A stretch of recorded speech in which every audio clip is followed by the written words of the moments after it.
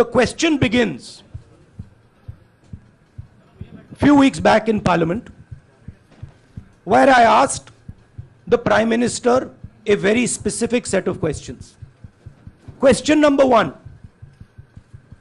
20,000 crore rupees or $3 billion are in shell companies owned by Mr. Adani. Mr. Adani could not have generated this money. He's an infrastructure business. Where did this money come from? Whose money is it? That was the first question. Whose shell companies are there? These companies are working in the defense field. Why does nobody know whose money this is? There is a Chinese national involved in this. Why is nobody asking the question, who is this Chinese national? That was the first question. Second question was, set of questions with proof. What is the Prime Minister's relationship with Mr. Adani? I showed a picture of the Prime Minister and Mr. Adani's plane relaxing.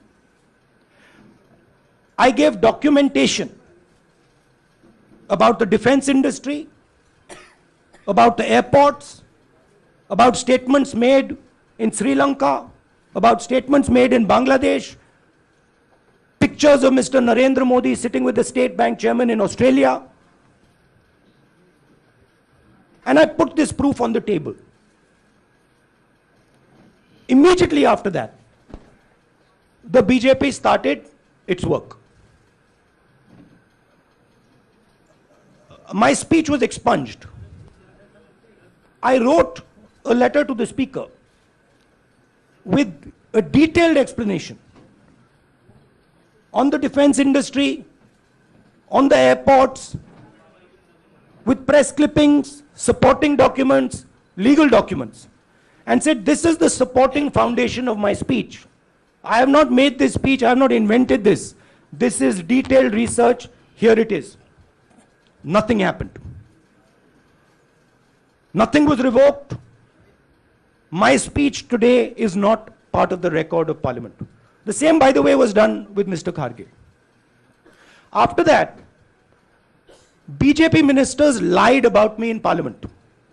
They made the statement to distract from the Adani issue. The whole game, disqualification, and all these statements are to distract from the central question, whose money is it? 20,000 crores, whose is it? Kiska hai ye? That's the main question. The whole thing is to distract. So, they said that I've asked foreign forces to help India. Most ridiculous statement. I have never made such a statement. You can look at all the conversations I had in the United Kingdom. Not one such statement was made. In fact, I said this is India's problem. India has to resolve this problem, right? A minister lies on the floor of the House. I wrote to the Speaker and I said, Speaker, sir, it is my right as a member of Parliament, when somebody makes an accusation, to state my position. Please let me state my position. The first letter is not answered. I then write a second letter with more details, saying the names and what was said. Still no answer. I then go to the Speaker's chamber and I say, Speaker, sir, what is going on? We live in a democracy. You are the defender of that democracy. Why are you not letting me make my statement? The Speaker smiles and says, I cannot do that. Come and have a cup of tea with me. Right? So this is the whole drama that is being orchestrated to defend the Prime Minister from the simple question, whose 20,000 crore rupees, whose $3 billion went to Mr. Adani shell companies?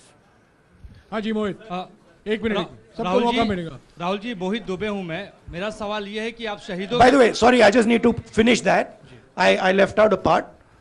Look, I'm here defending the democratic voice of the Indian people. I will continue to do that. I'm not scared of these threats, of these disqualifications, of these allegations, of these prison sentences. I don't care. I'm not scared of them. Okay? These people don't understand me yet. I am not scared of them. They are used to everybody being scared of them. I am not scared of them. Right? And I will continue to ask the question, what is the Prime Minister's relationship with Mr. Adani. It is an old relationship. It is a relationship that began when he was Chief Minister of Gujarat. Mr. Adani constructed the idea of Resurgent Gujarat, organized all